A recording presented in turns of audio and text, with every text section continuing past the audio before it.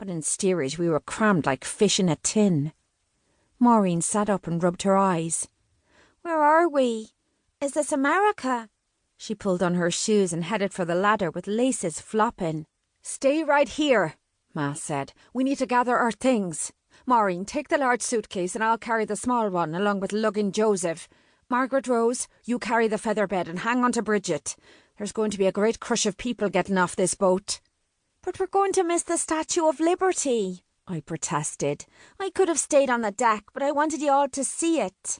"And see it we will," Ma said, "but we're not going up on the deck till I say we're ready. Now, run a comb through your hair, and your sister's too. I'll not have Uncle Patrick see you looking like a bunch of ragamuffins." Maureen and I were ready to jump out of our skins by the time Ma decided we were ready. We waited our turn in line. Maureen went up first, then Ma handed the large suitcase to her. It was my turn next. I was glad to be going up this ladder for the last time. All through the voyage, the boys would make a big fuss about looking up the girls' skirts as we climbed. They must have been pretty bored to get so worked up over a glimpse of bloomers. Ma had the feather bed tied firmly in a tablecloth, but it was still bulky. I had struggled about halfway up the ladder when the ship began to tilt. I clung to the rung above me, but there was a ruckus behind Ma. "Saints preserve us, we're sinking!" a red-faced man shouted.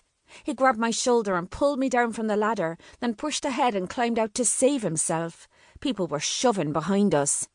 "Go ahead, Margaret Rose," Ma said. "I'll be pushing Bridget right up after ye." "Are we sinking?" Bridget whined. Ma gave her a boost. "I don't know, but I'd rather find out on the top deck than down here." I turned to grab Bridget's hand. It was easy to keep track of Ma because Joseph was howling like a banshee. We skidded down the narrow hallway, packed in shoulder to shoulder with the other steerage passengers. The wall was tilting at a crazy angle, making it hard to sense which way was up. Were we really going to sink? Had we travelled all the way across the ocean only to be dumped like bilge into the harbour of New York?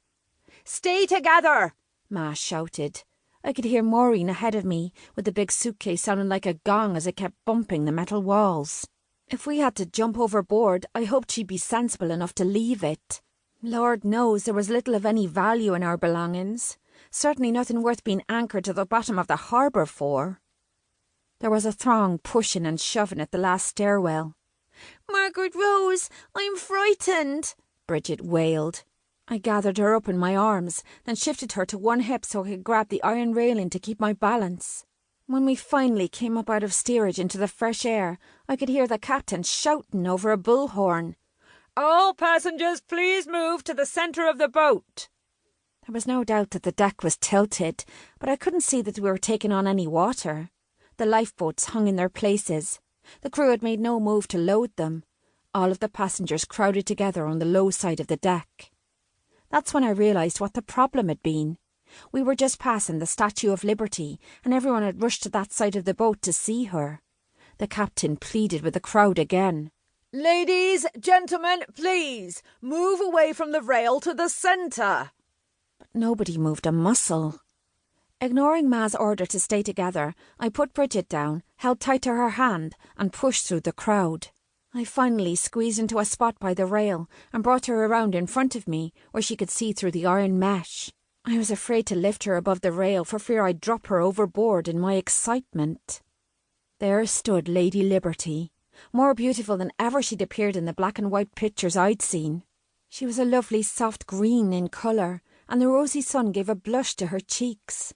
I couldn't believe how big she was. She towered over the harbour like a giantess who had waded in from the ocean. The ship grew strangely silent. I saw tears in the eyes of the man next to me. It was February the 18th, 1911, the date that would mark the start of my new life. My heart swelled with hope and fear at the same time. I had the feeling that I was brought to America for a purpose. Something important would happen to me here. I remembered the words of the poem, "Give me your tired, your poor, your huddled masses." Well, we were poor all right, and after 2 weeks crammed into the bottom of a boat with Joseph screaming his fool head off, we certainly qualified as tired, huddled masses. "Here we are, America," I whispered. "We're just exactly what you ordered."